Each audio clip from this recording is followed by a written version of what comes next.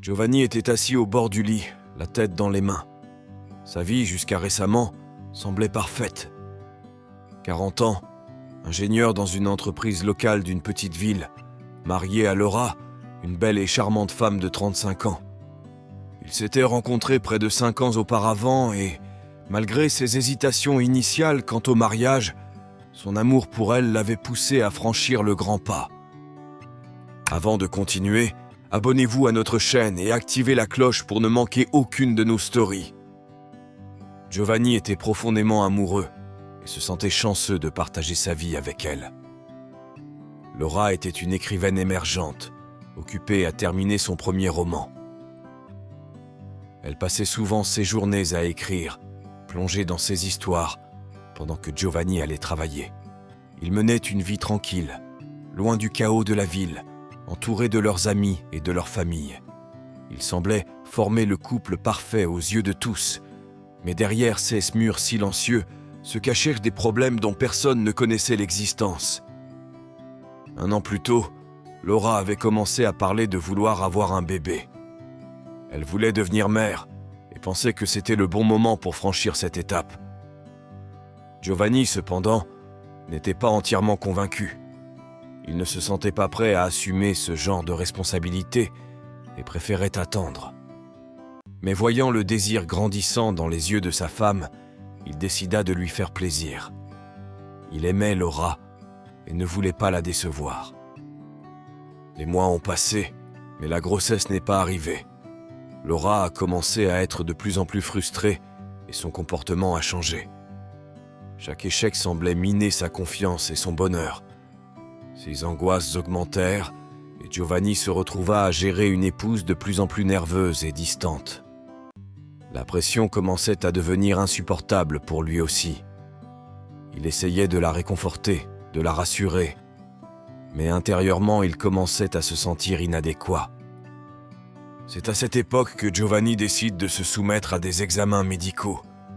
Il voulait comprendre s'il y avait quelque chose qui n'allait pas. Peut-être que c'était lui le problème, pensa-t-il. Lorsque les résultats sont arrivés, ils ont été dévastateurs. John était stérile. La nouvelle l'a laissé sans voix. Il n'avait pas voulu d'enfant, mais ces derniers mois, il avait commencé à imaginer cette vie de père. L'idée qu'il ne pourrait jamais réaliser ce rêve l'a détruit. Giovanni était paralysé de douleur. Chaque jour, il essayait de trouver le courage d'en parler avec Laura, mais il n'y parvenait pas. Chaque fois qu'il essayait, sa voix restait bloquée. La peur de la décevoir, de détruire ses rêves, le retenait. Et ainsi le temps passa, et la vérité resta enfouie en lui. Puis, un jour, quelque chose d'inattendu s'est produit. Laura l'assit sur le canapé et, avec un sourire radieux, lui annonça qu'elle était enceinte. Giovanni avait l'impression de mourir intérieurement. Comment cela est-il possible?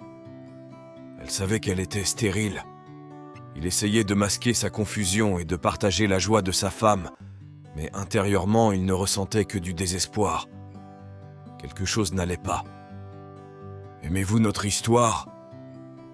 Les jours suivants, Giovanni ne parvenait pas à se sortir de la tête la possibilité que Laura l'ait trahi.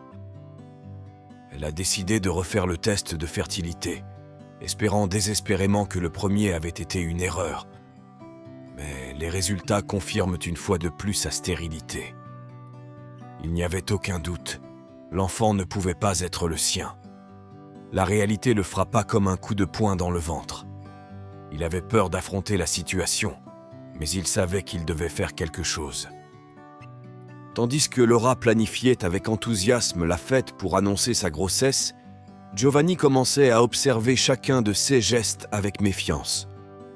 Il remarqua de petits détails qui lui avaient échappé auparavant. Il y avait quelque chose d'étrange dans la façon dont Laura se comportait envers Lucas, leur nouveau voisin. Lucas était un jeune avocat qui avait récemment emménagé dans la maison voisine de la leur et qui semblait avoir des liens très étroits avec Laura.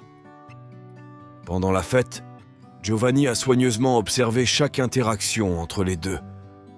Chaque fois que Lucas s'approchait de Laura, elle semblait s'éclairer d'une manière qui le faisait frissonner. Les regards entre eux duraient trop longtemps, et les sourires étaient trop intimes pour être une simple courtoisie entre voisins. La jalousie commença à pénétrer dans le cœur de Giovanni. Les soupçons sont devenus intenables. John savait qu'il devait agir, mais il ne voulait pas porter d'accusation sans preuve. Il a donc décidé d'enquêter. Au cours des jours suivants, il réussit à accéder à l'ordinateur de Laura. Il a commencé à chercher dans ses emails, et ce qu'il a trouvé était encore pire qu'il ne l'imaginait. Au début, les conversations de Laura et Luca semblaient inoffensives. Ils discutaient de livres, de films et d'autres banalités. Mais au fur et à mesure que Giovanni lisait, le ton des courriels changeait. Des mots doux, des phrases intimes et des promesses d'amour ont commencé à émerger. Chaque message était un coup de couteau dans le cœur de Giovanni. Non seulement Laura l'avait trompé, mais elle envisageait de le quitter. Dans l'un des courriels les plus dévastateurs, Laura écrit à Luca qu'après la naissance de l'enfant, ce serait le bon moment pour demander le divorce. Ils avaient tout prévu. Le bébé, la séparation et même la manière dont ils obtiendraient un soutien pour commencer une nouvelle vie ensemble. La froideur avec laquelle Laura parlait de lui, comme s'il n'était qu'un obstacle à éliminer, le faisait frissonner. Giovanni sentit une colère féroce grandir en lui. Il décida de ne pas affronter Laura tout de suite. Il voulait rassembler toutes les preuves possibles et planifier une vengeance aussi froide que calculée. Il a photographié tous les courriels, collecté chaque détail et a commencé à jouer le rôle du mari aimant, attendant le bon moment pour frapper. Il a continué à soutenir Laura tout au long de sa grossesse, a assisté à chaque rendez-vous chez le médecin et s'est assuré qu'elle prenait tous ses médicaments. Chaque jour était une torture, mais Giovanni restait froid et calculateur. Il voulait que Laura et Luca paient pour ce qu'ils avaient fait. Enfin, le jour de la livraison est arrivé. Giovanni a accompagné Laura à l'hôpital, gardant une apparence calme et sereine. Après l'avoir placée dans la chambre, il la regarda et lui dit qu'il allait appeler Luca pour qu'il puisse être présent également. Le visage de Laura pâlit. Il essaya de cacher sa panique, mais Giovanni pouvait voir la terreur dans ses yeux. Avec un sourire froid, Giovanni lui montra les résultats de son test de fertilité, ainsi que les papiers de divorce qu'il avait déjà préparés. Il lui a expliqué qu'il savait tout, les emails, la trahison et leur plan pour le détruire. Laura a essayé de le nier, mais les preuves étaient accablantes. Il n'y avait aucune issue. Giovanni a signé les papiers du divorce devant elle, clôturant définitivement le chapitre de leur relation. La relation entre Laura et Luca s'est rapidement dissoute. Luca n'a pas surmonté la période de stress postpartum que vivait Laura. Se sentant coupable d'avoir divisé sa famille, il décide de déménager dans une autre ville, loin de tout et de tous. Il ne parvenait pas à gérer les tensions et les difficultés que cette situation avait créées. Laura, désormais seule, s'est retrouvée à devoir affronter non seulement la nouvelle maternité, mais aussi le sentiment de vide laissé par les deux hommes dans sa vie, essayant de reconstruire une nouvelle réalité pour elle et son enfant. Malgré sa vengeance, John n'a pas connu la satisfaction qu'il espérait. La douleur était toujours là, profonde et lancinante.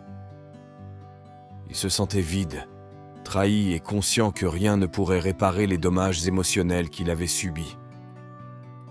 Mais il savait qu'avec le temps, il trouverait la force d'avancer et de se construire une nouvelle vie. Avez-vous aimé cette histoire? Écrivez-le dans les commentaires ci-dessous. Merci d'avoir regardé la vidéo jusqu'à la fin et à la prochaine fois.